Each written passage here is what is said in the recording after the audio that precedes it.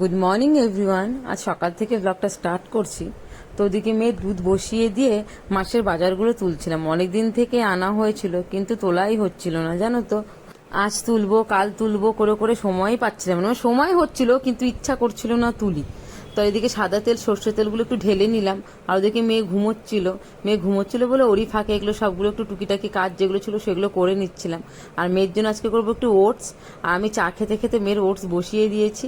আর সাথে সাথে চালটাও একটু ধুয়ে নেব, কারণ আমি চাল ধুয়ে কিছুক্ষণ ভিজিয়ে রেখে দিই চাল। ওর বাবা আজ দুদিন পর পুরুলিয়া থেকে ফিরছে। আমার আর মেয়ের জন্য চিকেন করবো। দুপুরের বাবা খাবে না, সন্ধ্যায় আসবে। এটা কি খাচ্ছ মামা? ও কি খাচ্ছ এটা?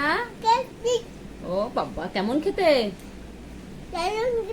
ঠিক আছে, এখন মিছরি ভাত খাবে তাই না মিছরি? ঠিক আছে। তো আমার আর মেয়ের দুজনেরই দুপুরের খাওয়া হয়ে গেছে। তো খেয়ে দিয়ে আইসক্রিমটা নিয়ে আসলাম। অনেকদিন আগেই আইসক্রিমটা কেনা হয়েছিল কিন্তু খাওয়া মানে খেতে পারিনি। মেয়ের শরীরটা খারাপ করেছিল, তারপর আমারও ঠান্ডা লেগেছিল। আজ খাবো কাল খাবো করে আর খেতে পারছিলাম না।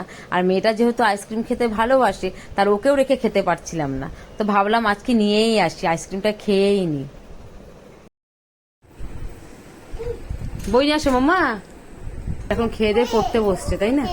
হ্যাঁ না মামা, নন করবে না? তোমাকে কি শিখিয়েছে বেটা? নন করো।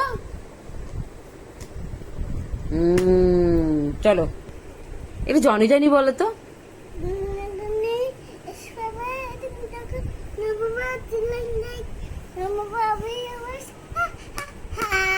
একটু জোরে বলতে হয় তো, তাকিয়ে বলতে হয়। আমার দিকে তাকাও, আমার দিকে তাকাও বেটা। 7 days নেম বলো তো মামা। 7 days নেম বলো তো। ওয়েডনেসডে। তো ওয়েডনেসডেটা কেন বললে না? ঠিক আছে। তুমি আম পাতা পারো না? এদিকে আমার দিকে তাকিয়ে এই যে তাকাও। আম পাতা জোড়া জোড়া পারো না? একটু বলে দাও তো।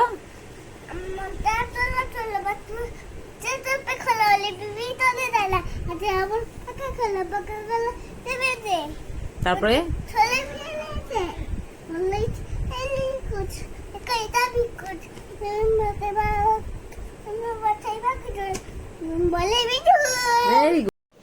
মেয়েকে পড়াশুনো করে চলে এসেছি রান্নাঘরে। তো দুটো কলা ছিল, মানে একটু নরম হয়ে গেছিল। তো ভাবলাম একটু কলার বড়া করি। আর ওর বাবাও আজকে ফিরে গেছে, তো সেই কারণে একটু ময়দা, একটু সুজি আর একটু কলা দিয়ে আর একটু মৌরি দিয়ে ব্যাটাটা তৈরি করে একটু ভাজছি, মানে কলার বড়া। ওর বাবাও থাকবে, ও খেতে পারবে, সেই কারণে আজকে করছিলাম। আর আমি খুব একটা পারি না, তবুও চেষ্টা করি মাঝে মধ্যে টুকিটাকি কিছু করার। কিন্তু খেতে বেশ ভালোই হয়েছিল কলার বড়াটা।